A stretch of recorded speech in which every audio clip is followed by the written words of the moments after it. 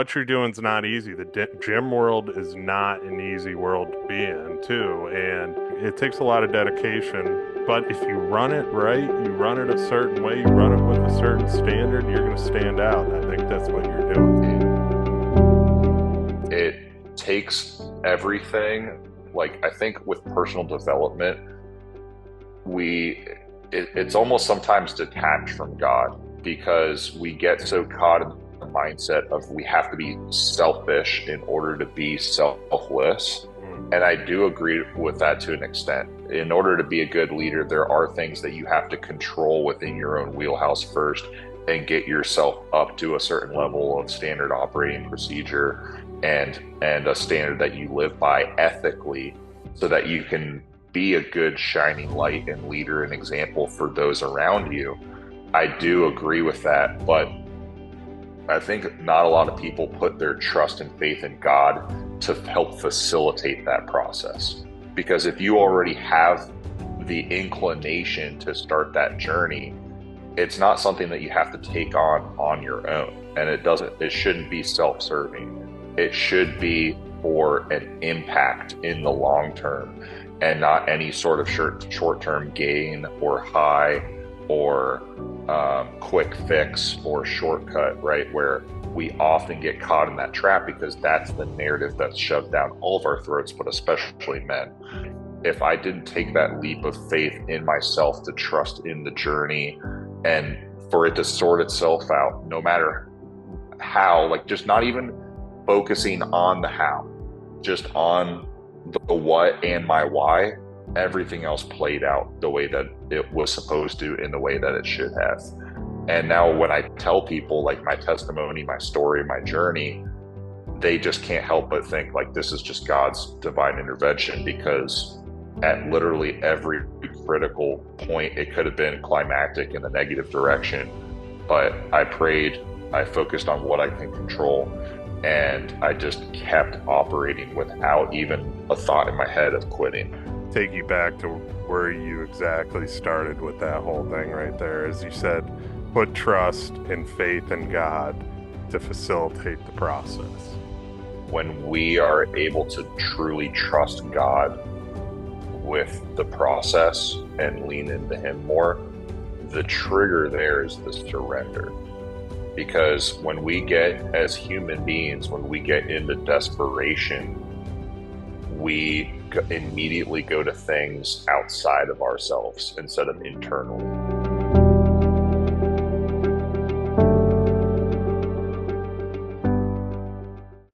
Welcome to The Real Build. I'm your host, Bill Reiman, your broker builder. And today I got another very special guest on my show today. A friend of mine, good friend of mine. Him and I have become pretty close over the last couple of years. He's the owner of Awaken Inside the Gym, which I want to hear more about this. He's the host of the According to Men podcast.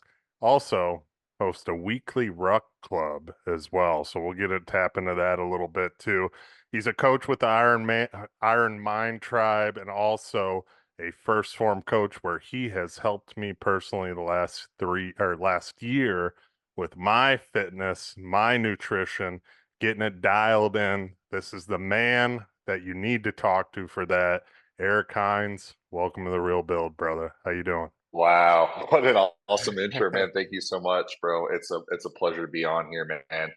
I've been seeing your podcast take a new direction, and I'm super just honored to be here, man, and really grateful to be able to share my story today. Yeah, man, I'm looking forward to this too. And yes, with the relaunch, the ability to have you on is an honor. You are an amazing person that I've gotten to know, so I'm really excited to dive into your life, what you do, talk about, the fitness world, everything, which is important for everybody. So with that being said, let's talk about who is Eric Hinz. Ooh, oh man, you're absolutely, brother. You're absolutely right. Like a lot of people can definitely benefit from the fitness realm.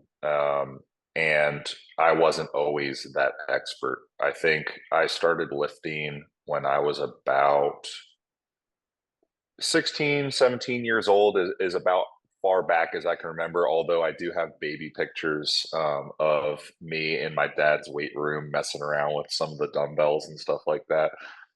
So I know that my father definitely instilled that in me as a solid principle to have that foundation and that discipline at a really young age. But I was always a super lean, athletic kid. I was involved in all the sports, a lot of crossover between seasons. I tried to get involved in as much as I possibly could. And growing up in South Florida with my two younger brothers, we were always super active. We definitely kept our parents busy.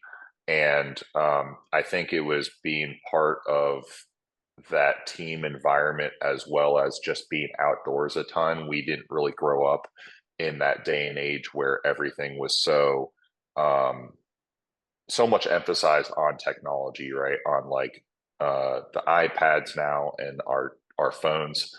We went and played outside, and so I was involved in sports, and I started getting into weightlifting because I wanted to put some size on. I was a buck 55 soaking wet at 5'11, so I was a rail, and I didn't help it at all by doing a ton of cardio. I was doing cross country, soccer, and tennis were kind of my main three sports. So lots and lots of cardio intensive sprinting as well as long term kind of aerobic activity. And so it was very difficult, especially because I didn't have that nutritional expertise that I now do have. And I also didn't have an Eric Hinz when I was younger. Mm. Growing up, when I first got introduced into the gym, it was LA Fitness in South Florida, which in the early 2000s, as you can imagine, was just straight out of Jersey Shore. Like everybody was gym tan laundry, taking steroids, only working out their chest. You know, like the atypical guys that wanted to look and act like a Guido, right? And that was who I surrounded myself with because I didn't really have any other role models or friends that were already really active in that lifestyle. So these were guys that were 10, 20 years older than me, just kind of showing me the way. And I was really just figuring it out, trial and error. Um, and over years and years and years of trial and error, I finally started understanding the importance of the food I was intaking, and more specifically, the protein.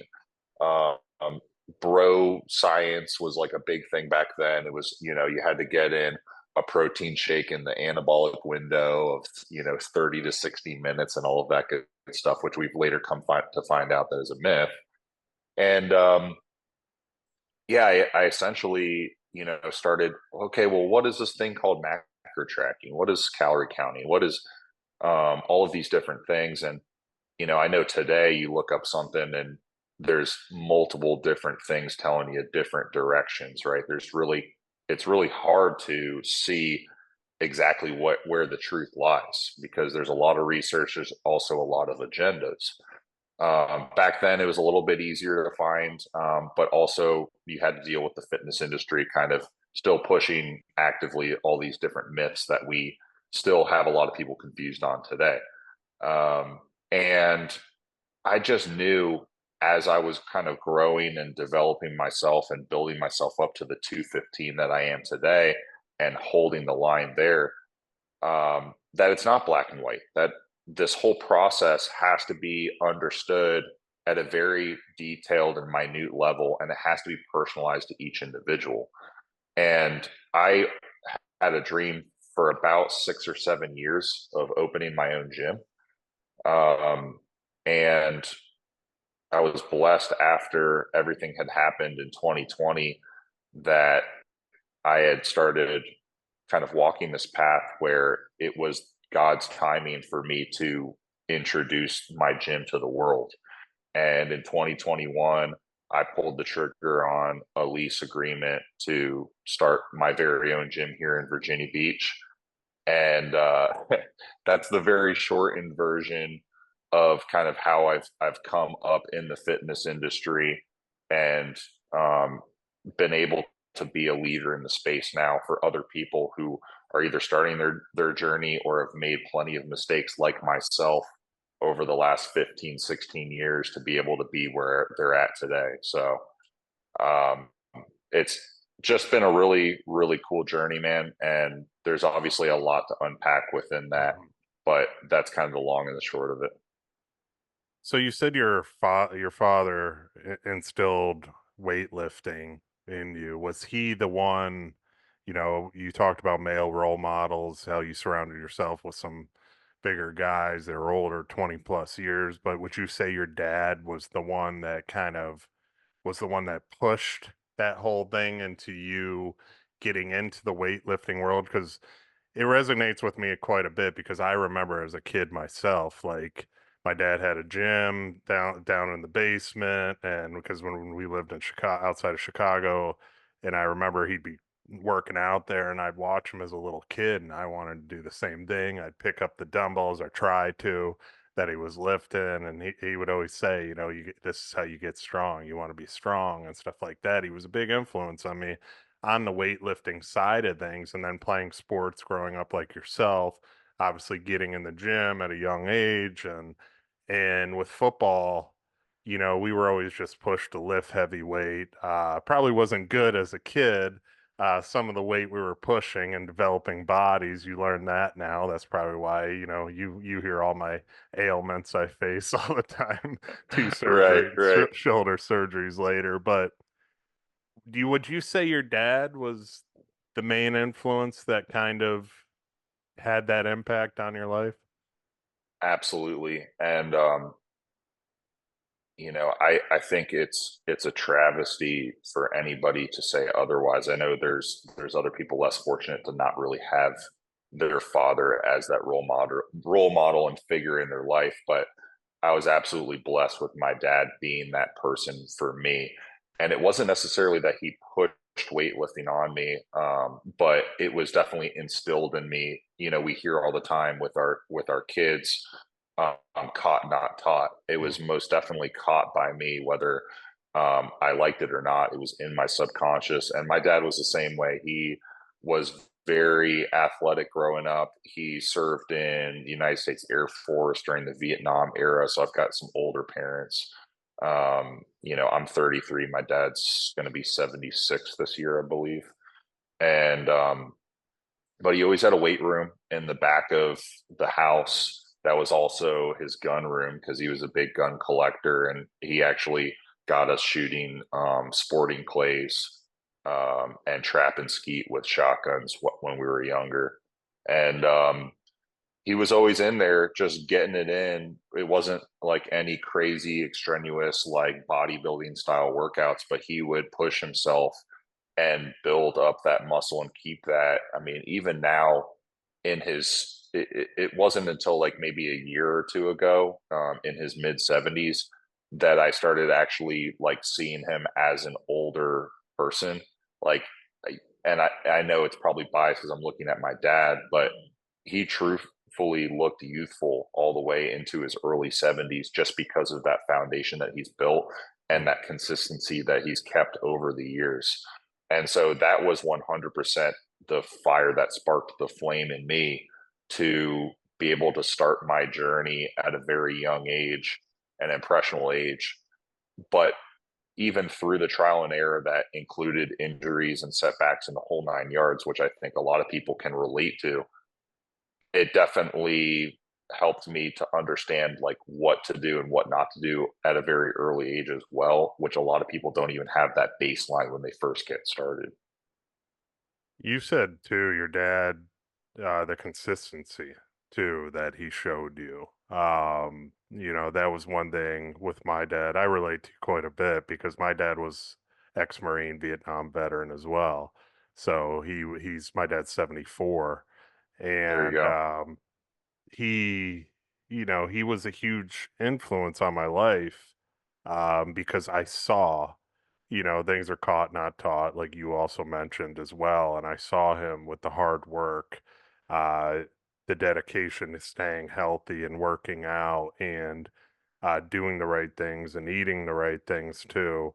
And just the consistency, like you said, was so crucial. And not a lot of people, like you said. I mean, there's a lot of people with fathers, and there's a lot of people that don't, and they find role models somewhere else too. And it kind of made me start thinking like the impact that we can have on kids and be positive role models to them too. And you and I have talked about it. I just picked up coaching football just so I can be an impact on kids because a lot of the kids actually I'm coaching don't have father figures too. But this all started really intense, like making that what your statement, you just the influence of a father or a male figure in your life, a positive influence, just goes such a far way.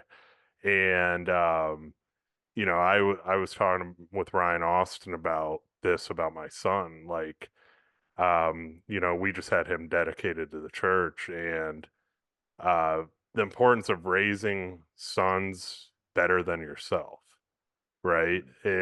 Yeah. And we do all these things, and some people may think you and I are crazy because all the things we take on and want to do, and 75 hard, and all this stuff all at once. But Right. we're doing it to, not only benefit ourselves or better ourselves, but be that more of an impact on somebody else too. And I think that's where a lot of the problem with the world is that people are more about themselves rather than seeing, what we're doing can impact somebody. You impact me. You may not know it, but you do because I see your stuff, I follow you, and I'm like, okay, Eric's getting after it. I got to get after it.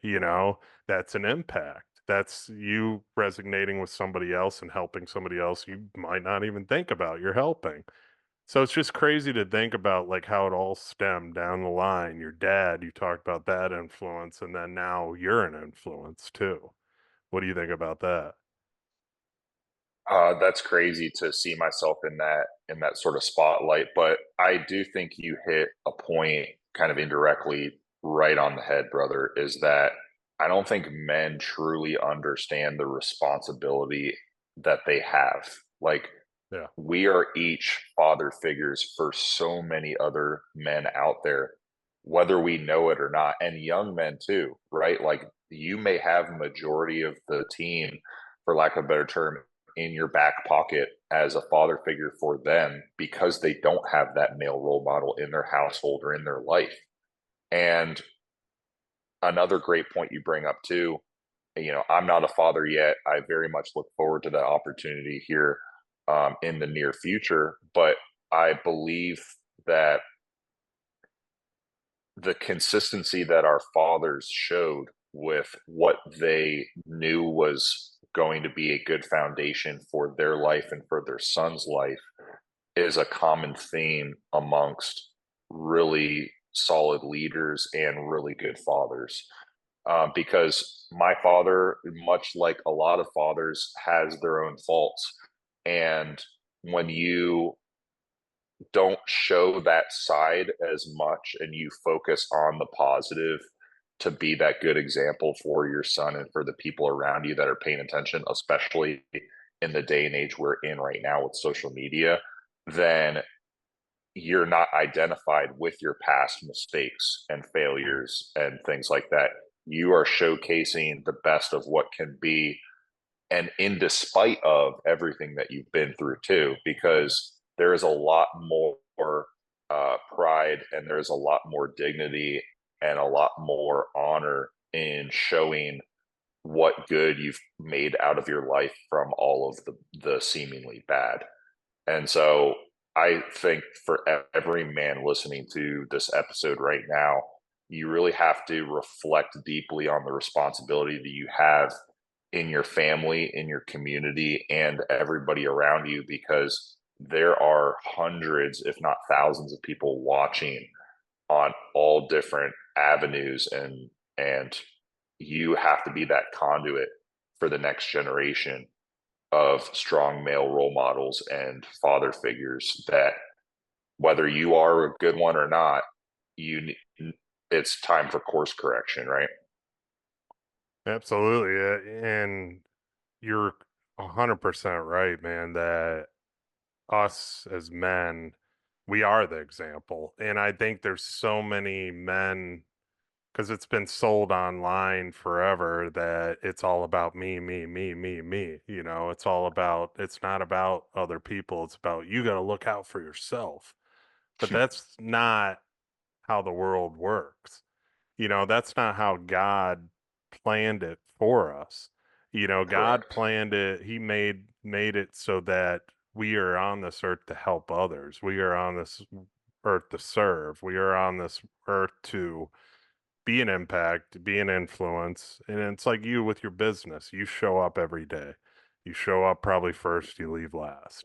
You're impactful for the people that work there. They like to be around you. There's a reason for that too, because they see you as a leader.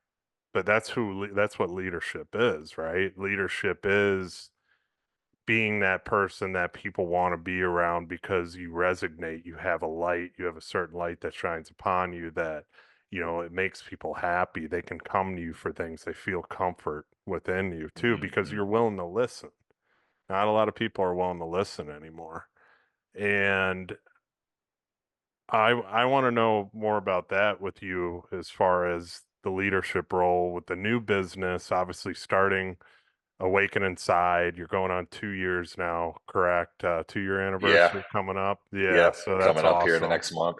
Yeah. That's Thank you, brother. awesome, brother. And I mean, what you're doing is not easy. The gym world is not an easy world to be in, too. And it takes a lot, but it takes a lot of dedication. But if you run it right, you run it a certain way, you run it with a certain standard, you're going to stand out. And I think that's what you're doing. So talk about that a little bit on the leadership side of things.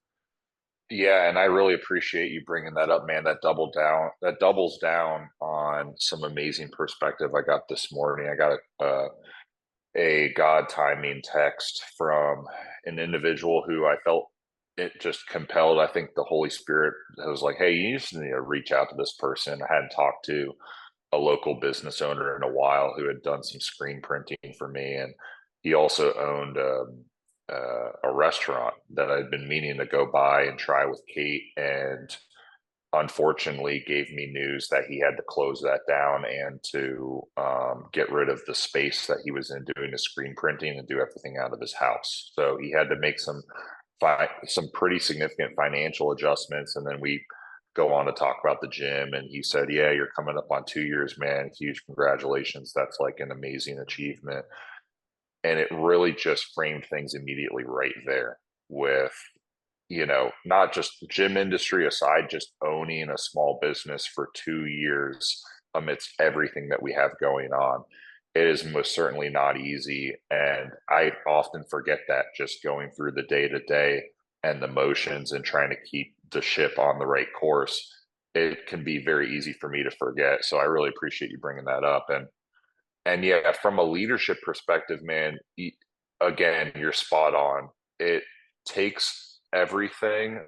Like, I think with personal development, we it's almost sometimes detached from God because we get so caught in the mindset of we have to be selfish in order to be selfless. Mm. And I do agree with that to an extent. In order to be a good leader, there are things that you have to control within your own wheelhouse first and get yourself up to a certain level of standard operating procedure and a standard that you live by ethically so that you can be a good shining light and leader and example for those around you.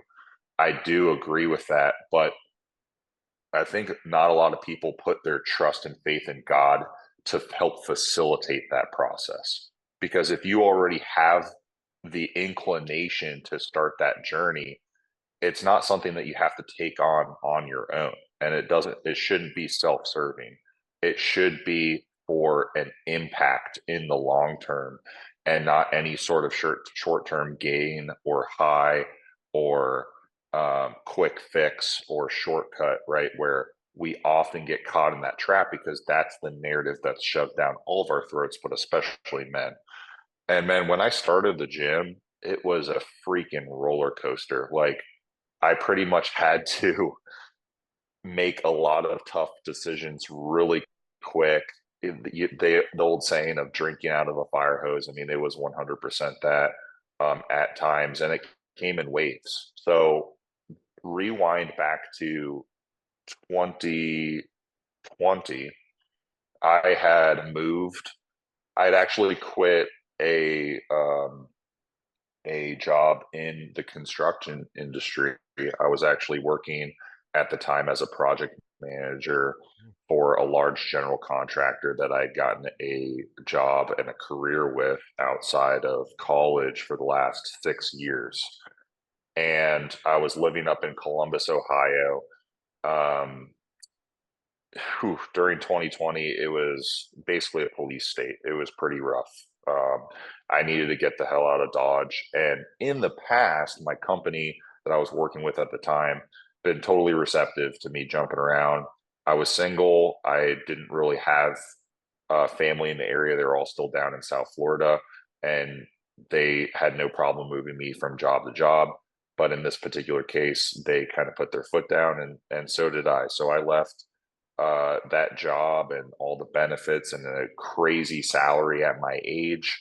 And I was really living way above my means anyway. So this was like a complete new chapter. So I moved down to Virginia Beach, really Portsmouth, Virginia, which is a sister city on the coastline here.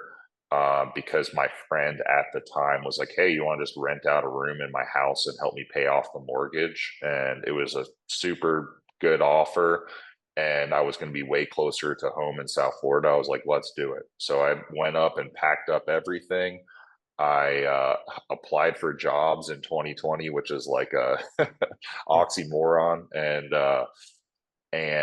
I ended up uh, still working another year in the construction industry with a smaller firm that did primarily public contract work. And um, as I was on a part of my live hard journey, I believe I was starting up or in the midst of year two of live hard. I was about 2 or 3 weeks into 75 hard. And this was literally the second day of my new job. Day two, I was driving home, and about a mile from my house, had my world turned upside down. Had a kid run a red light at about 50 plus miles an hour and hit the driver's side front panel of my car. Completely totaled my car, sent me to the ER. I had broken my right wrist, got concussed. I had contusions and lacerations from the seatbelt and airbags. And I pretty much didn't wake up from the scene of the accident until I was in the hospital. The only thing I remember from those 2 points in time was waking up very briefly as EMS was basically trying to get me out of the vehicle. And it's funny how the brain works. I have very rarely been concussed because I'd only been doing helmeted sports for a couple years in South Florida because the heat, just straight up. I'm not going to try to make myself tougher than I was. Dude, playing football and lacrosse in South Florida in the summertime was guaranteed thrown up after every practice, like heat exhaustion, just ridiculous. So getting concussed was pretty new to me. And essentially your brain kind of erases like a good 10 or 15 seconds prior to like the impact of what actually happened, what you actually recall. And the last thing I do remember before the accident happened was I was just sitting at the red light. I don't even remember taking my foot off the gas or the light turning green or anything. But I just remember I had Spotify playing. It was America, Horse with No Name. And I was just sitting there like, oh, this is great. I got a good new job, about to go home. So, like, life as usual. And then just like that, everything could change. And that whole process, man, was crazy. The cops never took a statement from me. I had to go to the scene of the accident. Well, what was even crazier is they did all their scans, everything. They put a splint on my arm, and I was released that same day. Um, and I guess the direction that I was going before I went off on a tangent was I continued 75 hard. That was a critical turning point in my life right there. I basically had my roommate take me home. I still had to get my pages and an outdoor workout in. And I remember just, this was so stupid, but at the time I was like, it was necessary.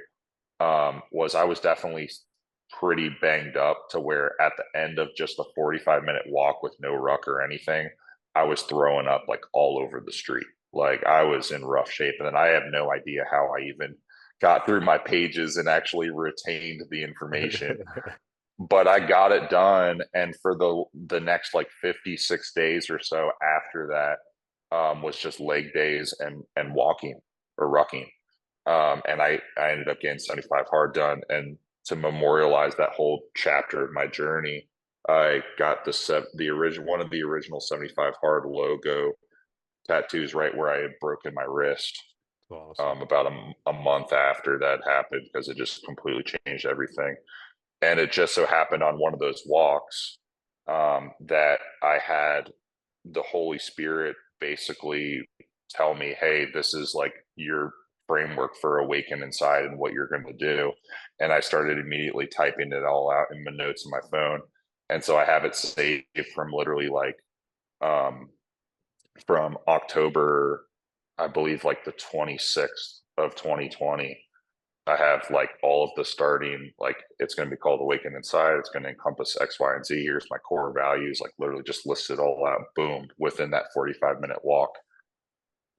And then fast forward a year later, I had basically taken all of my savings from working the construction industry, some liquidated assets in the stock market, and some other things like that. And I said, I'm going to go all in on this. And I started looking for places. I found a spot that was a relatively new build core and shell spot that basically just needed me to put all the brains and everything inside of it. And I negotiated a really great contract deal where I had all of the MEP work done by the owner, and I basically just needed to do like the paint, drywall, and all of the interior finishes. And but at every point during that process, during the construction process, getting the equipment delivered and everything, there was always like what would typically anybody would see as a roadblock or snag.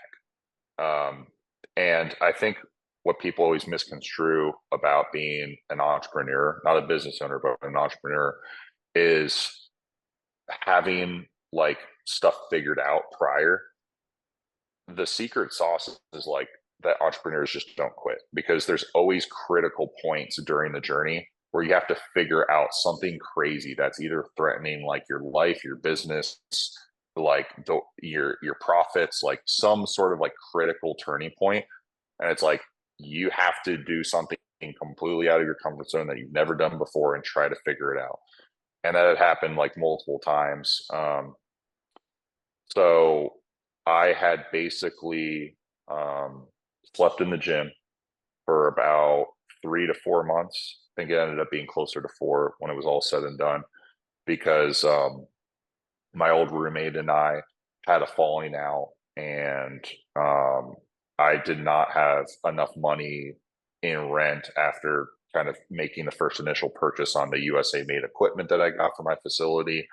And I was also working some part-time jobs as well, because the crossover from when I quit my construction full-time job to when I was building everything out, there was still like a couple month gap before I actually opened up my doors.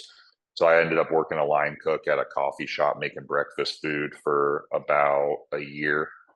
And man, it was all just so surreal, because now I was not only like in the humbling process of building out my dream, but I'm also working in the service industry and doing that for the first time and learning like good customer service firsthand, which I would end up eventually utilizing in the sales process as being a gym owner and the face of the business. And developing like solid local relationships with individuals just from working at a popular coffee shop where multiple business owners frequent for their business meetings, everything. It's like all completely God coordinated in the way that it happened. And what's funny too is that one near death car accident that I got into wasn't the only one that I experienced. I in one of the silly moves that I had made, a huge lesson learned that God quickly course corrected for me after I prayed to him about it was I made kind of like my final, like in the last, I don't know, 6 years or whatever, I had made my final, like, above my means purchase. I bought a brand new 2020 Mustang GT Fastback, like fully loaded. It was sweet. I was like, let me reward myself. I've always had an old reliable. My Toyota Camry was the one that had gotten blown up in the wreck. And when I got a new car, I went and got the Mustang. And after having it for about 9 months or so, I was like, and especially as I was building the gym out, I was like, man, this just does not feel right. I feel like I need to sell this thing and just get something super simple and really just grind this whole process out because I know I'm not going to be making really good money until like at least like 2 or 3 years in. So I really need to get humble and figure this out the right way and do it the right way and not just live for gratification.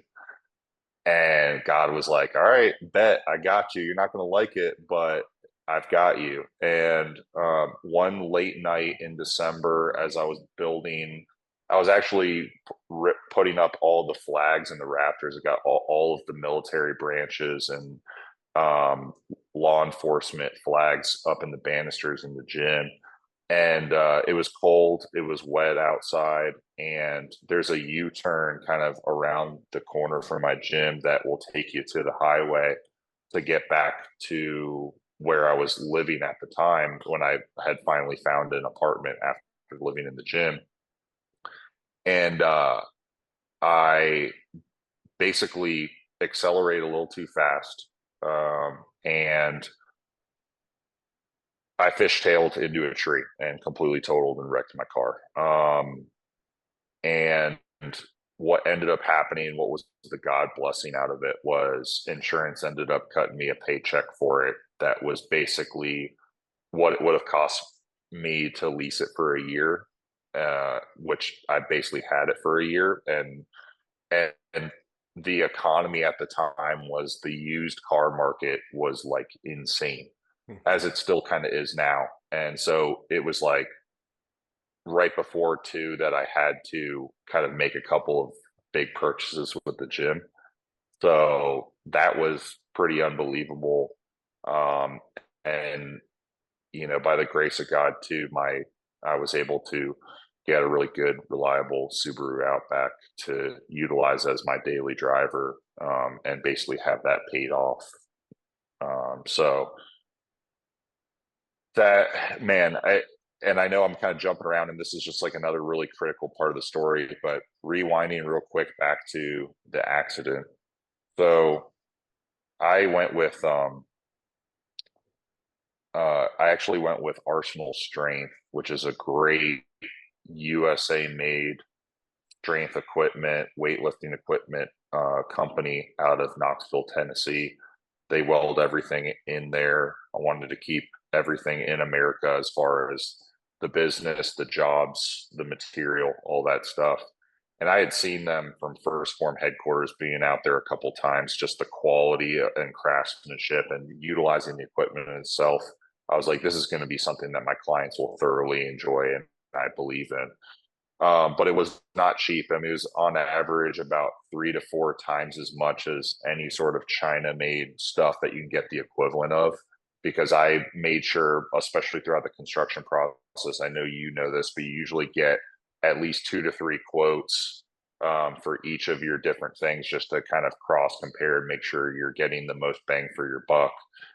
And it was a really important for me. It was one of the things that I didn't skimp out on and I wanted to go with. But it was, 6 figures that I did not have. And 60% up front would get me the purchase order and get the order started. And then it was a waiting game until, hey, your stuff's ready. Now we got to invoice the remaining 40. And what was interesting was I I barely had enough to get the 60% down. And then I was like, I have no idea how I'm going to get the remaining 40, but I know that's months out. So I'm not going to worry about it right now. I'm just going to focus on what I can control in the present moment. Um, what ended up happening, where I could not take a loan, was in Virginia. One of the laws is you have to have 2 years proof of income in order to get an SBA loan, a personal loan, business loan, any of that stuff. And I wasn't quite there yet because I had too much lapse of when I quit my W-2 job, and then I wasn't working or receiving income with the gym yet because I hadn't had my doors open. So it was like a really weird gray area that I was in where I couldn't do that. So I had to figure out a way to get the money some way, shape, or form. Um, what ended up happening was when I got into the car accident and I didn't have my police statement taken, and I had to do some investigative work on my end to go to the little dealership that was on the corner of that intersection where I got my world rocked, and literally record on my phone their CCTV feed of the evidence of this happening because they wouldn't pull traffic cams. I didn't have it. There were two people involved in the accident: the kid that ran the red light, and then another individual who my car got slammed into his. And their stories were conflicting. Mine never was taken. So I had to go through this whole process of getting a legal team and everything. Like, this is very out of my comfort zone because I always grew up, my parents, like, even if we were wronged crazy way by somebody, like, we would never sue. Like, we just like decided we would never take any legal action. But I was like, this is different. Like, I clearly have the evidence here that this guy was in the wrong.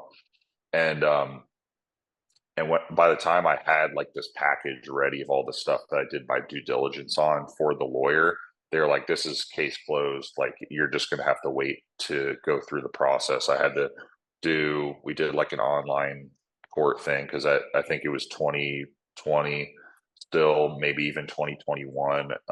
And things were different then. Long story short, I end up getting my settlement check literally the day that I was supposed to pay the remaining 40%. And it covered everything for me to be able to continue operations. And literally, like, what was crazy too is I had set in stone the day that I was opening up my gym, and a week the equipment didn't show up until 4 days prior. So it was like by the skin of my teeth. I had literally gone to like Summer Smash at First Form headquarters. Then 2 days later, the equipment showed up. That that Tuesday it arrived.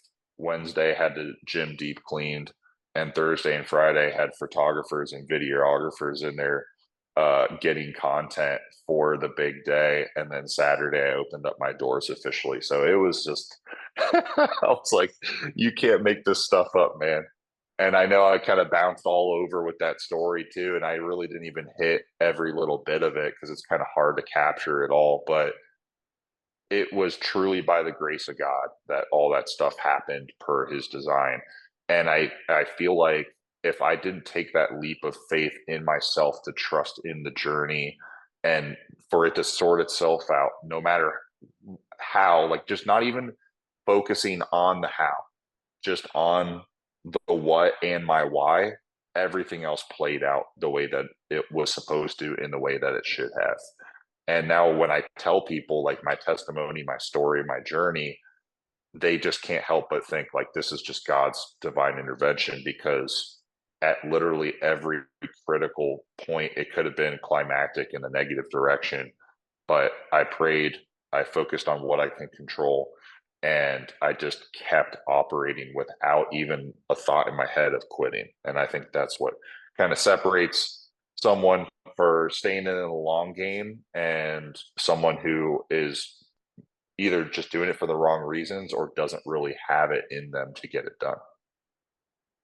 Amazing. Yeah, Amazing, man. amazing, amazing story. Let's go full circle. I want to Yeah. take you back to where you exactly started with that whole thing right there. As you said, put trust and faith in God to facilitate the process. Mm. Mm-hmm. So going back full circle with everything that just happened there, and your story is just getting started, but with everything that took place to create Awaken Inside, all the, not like getting a concussion and going to the hospital, getting your wrist wrapped up, and still finishing, doing your 75 hard. Yep. Entrepreneurs, you said entrepreneurs don't quit. Well, there's your definition and don't quit. You're Mm-hmm. just built different. The coffee shop thing too, how you were placed in that exact moment to meet people, to help Mm-hmm. promote the gym too, and it just all goes full circle of God's work. And as you tell that too, you see all these moments of him being like, I got you. I got you. Mm-hmm. I got you. Just throughout the whole entire thing, which goes back to exactly what you said. Put trust and faith in God to facilitate the process. I think a lot of people struggle with that. And I think a lot of people, that when you say put faith in God, put faith, give it to him. A lot of people are like, "Well, I do, it's not working." But maybe it's Mm-hmm. not working because you truly aren't doing it. You're still stressing about the problem. You're still stressing about the money. You're still stressing about, um, the client's not coming in or a problem happening, this and that. And if you put faith in him, even in certain situations, usually it works out pretty good.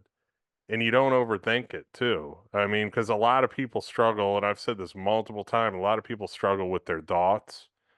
Mm-hmm. We're built as human beings to have negative thoughts. I forget what the stat is of negative thoughts per day that we have, but we have a lot of them.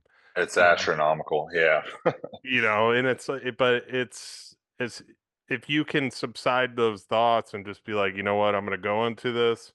I know the outcome's going to be okay. It's not going to be as bad as my brain's telling me it's going to be, which most of the time it's not. Mm-hmm. Usually the situation ends up pretty good on the other side. But your story, man, is just, you and I talk about a lot about the Holy Spirit. I'm new to it. I'm trying to hear it more. I Same. bought four more books about the Holy Spirit. I'm listening to an audio book now, just trying to absorb it, like because I hear it, it's pushing me. And I'm like, is that him? Is that him talking to me, or is that my own mind? And I think, like you said throughout what you just told too, you prayed a lot. And I think that's how we communicate with the Holy Spirit too. And I love where this podcast always goes because it goes on topics that I never, it's just like you don't know where it's going to go. That's great. Yeah, man. Um, but did you hear the Holy Spirit throughout that time, all those times with the accident happening? And you kind of brought it up, but I want to get a little deeper into that a little bit. What did you hear? What made you so calm when most would be not calm? What gave you that sense of peace that you're going to be okay, and this is all going to work out when most Mm. would be losing their hair or super stressed at home with their significant other, or Yeah. what gave you that sense of calm throughout all that? Man, it's a combination of things. And this is really deep, Bill. I love the direction this is going to, man, because make no mistake, I was 100% stressed out with this entire process. I think when we are able to truly trust God with the process and lean into Him more, the trigger there is the surrender. Because when we get, as human beings, when we get into desperation, we immediately go to things outside of ourselves instead of Mhm. internally. So, one of like two like really critical points I want to bring up of what I was doing to stay focused on my path besides prayer that are things were that don't get talked about enough. I don't think I've ever brought them up. But number one, as I was building the gym out, as I was living in the gym, I was in a long distance relationship with Kate. The first year that we dated was completely long distance. We'd essentially FaceTime every day. We would have like one FaceTime, like date night a week. We would have it all coordinated and we were consistent. And it was something very out of my comfort zone for many reasons. But one of the things that it kept me true to is not getting distracted by the dating apps, the women seeing that I'm a new gym owner, the uh, me, you know, still being a creature of habit with my old vices. I suffered from addiction to pornography for many years of my life. At this time, I had since been sober from it, and I still am, thank God, to this day. But if I was not in a committed relationship, regardless of whether it was in person or long distance, it would have been so much easier to succumb to the devil's voice in those particular temptations and offerings throughout the process. Additionally, I was also on phase one. And because I didn't have showers or anything like that, and I had basically all of my clothes from my room on the middle of the gym floor, I would go shower at another local gym. And I would actually only exclusively take cold showers every day because you have to do the 5 minute cold shower for phase one. And in doing that, that kept me disciplined, not just to the path of live hard, but also filling in the gaps of my day with things that were bettering myself. And again, removing the opportunity for distractions and temptations. So, literally, the only opportunities that I had as quiet times to myself were me and having conversations with God or my friends and family because I was doing the two workouts. I was building out the gym. I was sending out emails. I was making phone calls for the gym. And I wasn't, going out and about and doing anything else outside of those realms. And I think all too often when we get into a desperate moment and we really need to surrender ourselves to God and his plan and let him take control, we immediately fill that void in that desperate moment with things that do not serve us. And that's where we get caught in a trap where that connection with the Holy Spirit, that constant communication of him telling you and giving you those God whispers of what to do next. It's not only facilitated through prayer, but what we think is like our mind talking is him communicating with us internally. And that connection and that clarity and clairvoyance of hearing that voice is completely disrupted by you focusing on everything else. Hmm. So I attribute a lot of that and my removal of alcohol, of pornography, of dating apps, of television, of all of that stuff to increasing my propensity to hear that voice and to follow that guiding light more than the next person would because of their adherence to those worldly things and factors. What advice would you give on that topic to somebody that isn't as strong, has faced, those temptations, those addictions, those things that you just talked about that Mm. isn't as strong as you, that isn't able to go somewhere else and maybe they're in a different situation. I don't know. Maybe they can't distract themselves with reading more or doing 75 hard or they're just stuck. Mm-hmm. Um what advice would you give to them to get themselves out if they're addicted to porn or they're or addicted to alcohol or marijuana or just cannot break something that they become normalized to that or they go to it to run away from something else, which a lot of people do For that. sure. Yeah, 100%. And this is something that I tackle often in my coaching group. Myself and my business partner Chris own the Iron Mind Tribe together, and it's basically just men that are in these exact same shoes that need to remove vices, that need to better themselves mentally, physically, and spiritually. And one of the things I've always coached, because it has worked for me from experience, is whenever you go to add something new to your routine or your life and embark on a new journey of something that's actually going to be healthy and productive towards your purpose and moving you to a better path, you have to remove something in place of it. You cannot just add more to your plate and think, oh, well, I'm putting, this um, clear water into this muddy cup. It's going to make it completely clear off the rip. No, it's just going to make it a little bit less murky. So you have to remove some of that dirt out of the cup before you can introduce more clean water and get to see, a clear picture through that glass. And so a lot of times too, the way that I frame it, especially if guys are in a really deep, dark hole, they're almost close to rock bottom, is, and I love this, is definitely what I've heard first and foremost, probably from Ed Milet. And I always like to frame it in this way is what your past has been up to this point, all of the negative that you've dealt with, all of the struggles that you've gone through, that makes you the most equipped individual to help everybody else that's had that struggle. So what you think is a lowly shell of a man and an individual that cannot say no to temptations and lacks discipline is the perfect person to talk to and get somebody else out of the hole that is going through those same exact things. I think everybody gets the notion, the idea that they have to be this beacon of light and the shining example from the get go in order to be that leader for somebody else. But you don't have to be in your perfect and best self, nor will you ever be.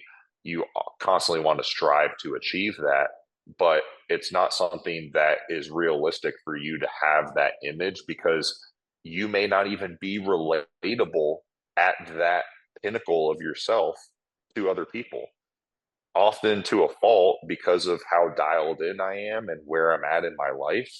Even though I don't think I'm at the level of success that I want to be, I'm still extremely successful in the eyes of a lot of people that look up to me.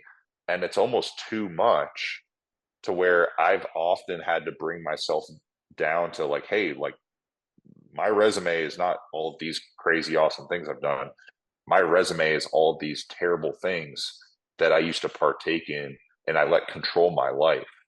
And you can do it too, because if I literally was addicted to pornography and drugs and alcohol and gambling and all of these things for this many years, then you could totally do it as well. And look at me today as that experience and example.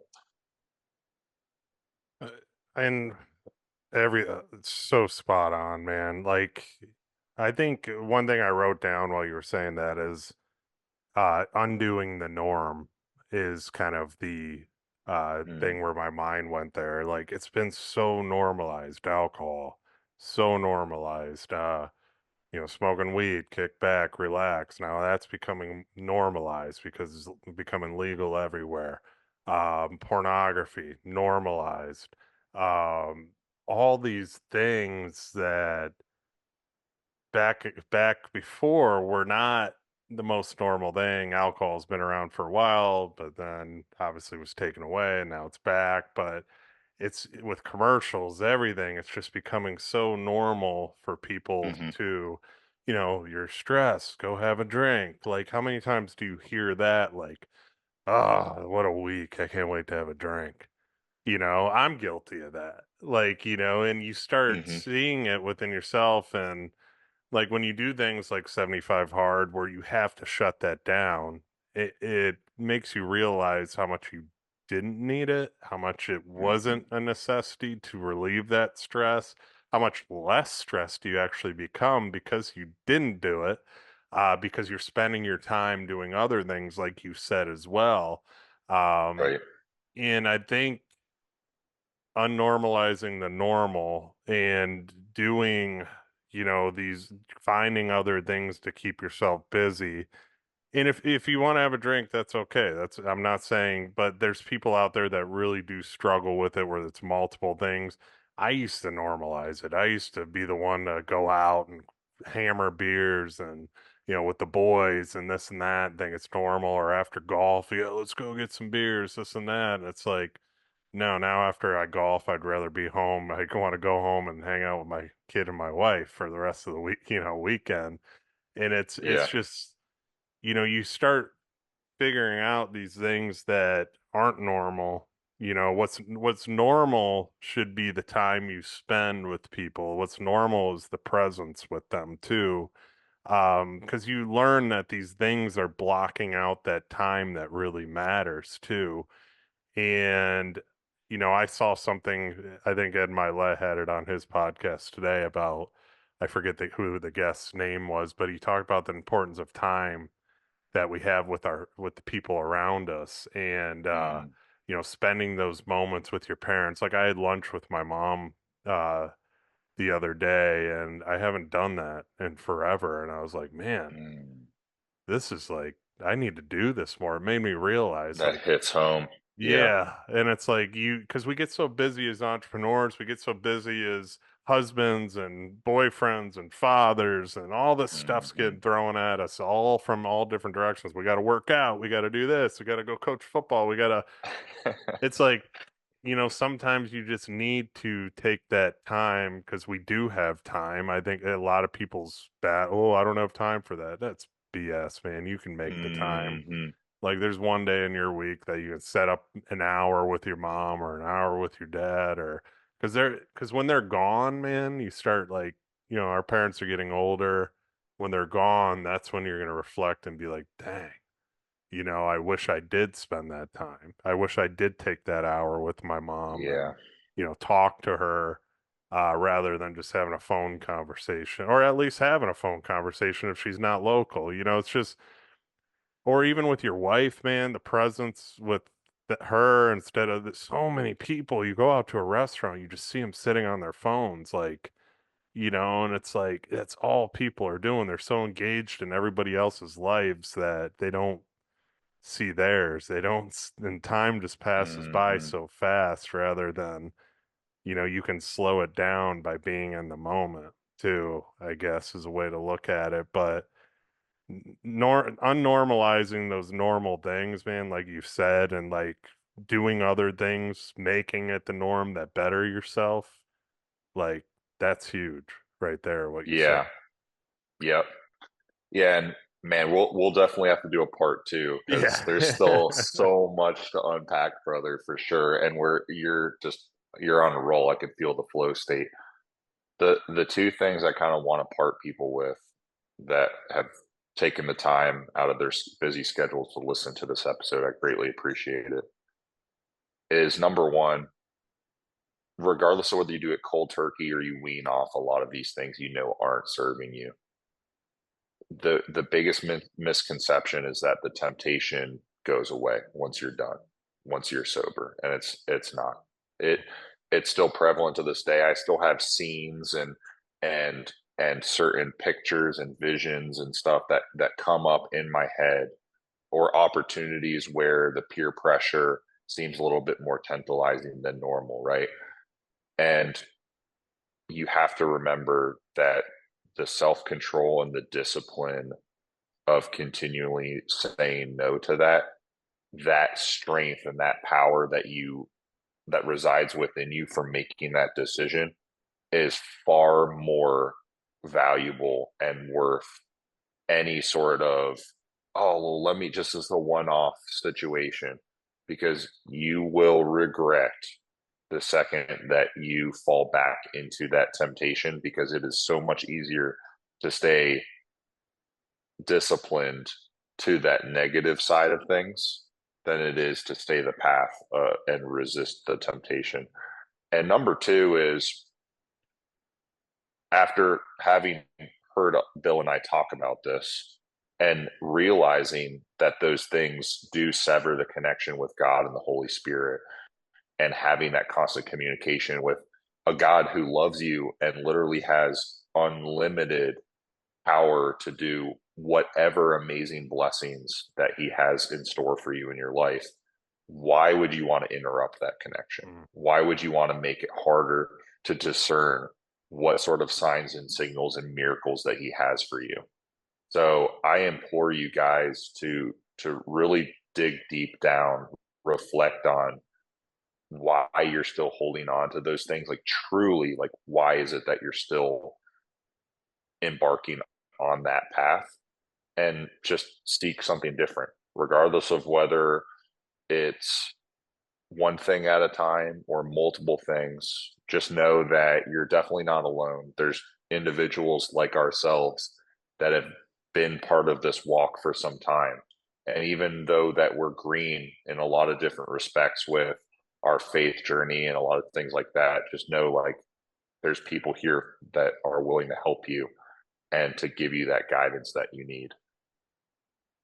Yeah, man, we all have struggles. We all still are going to have struggles. We're all still going to have temptation. That's how the devil works in this world. But if you can get Mm-hmm. around people like yourself, and like I like to surround my people like you, I like to surround my people and get around these groups. There's good people out there that want to help too. And that that's a huge difference because when you're around people that have a certain standard in life and they live by that standard, that is going to change you. Because when you get rid of all the crap on your Instagram and then you just see people, that are living to the standard too, it's going to boost you, it's going to motivate you too. Even when you have struggling times, I know if I struggle, I can reach out to Eric, and it's the same way with Eric can reach out to me. Like we're always there Vice for each versa. other, man. Mm-hmm. So, yeah, Eric, part two's coming for sure. Because I didn't even touch on half the stuff I had written. Well, I didn't even touch on any of the stuff I had written down. This is just went off. It's My usually bad, how man. this podcast goes, though. So it's great, man. It was a great discussion too. I know you got another meeting as well. So, with that being said, where can people find and connect with you? Yeah, I appreciate that, brother. So I'm on Instagram at Eric Hinz, EricHinzz. It's got an extra Z at the end. Um, we've also got a page for our podcast, which is called According to Men. It's just at According to Men on Instagram. And then I also have a page that I'm currently under construction with for the Iron Mind Tribe. It's just going to encompass what we're about, who we help, and that's just Iron Mind Tribe on Instagram. You can find me on Facebook as well. And if you guys shoot me a message, I definitely respond. I don't act higher than anybody. I'm just a simple human being trying to help other people grow and become the best version of themselves. So if you have any questions, whether you think it's silly or not, shoot them past me. And download the first Phorm app, and Eric will send you a link, and he will be your guide to better health, nutrition, and what you should and should not be eating. So that has helped me tremendously this year. We finally got it dialed in, and it's been great, man. So yeah, brother, I really do appreciate your time. We'll definitely do a part two of this too, because you and I got a lot to talk about, and looking forward to that for sure. So, Yeah, I'm super grateful, man, and to be able to help you too on your health and fitness journey. Iron sharpens iron, brother. for sure, man, for sure. So, everybody listening, we appreciate each and every one of you guys. Take the time to share this episode, it goes a long way. It definitely needs to be shared. And like, share, comment, subscribe. You know the routine, and I will see you guys on the next episode.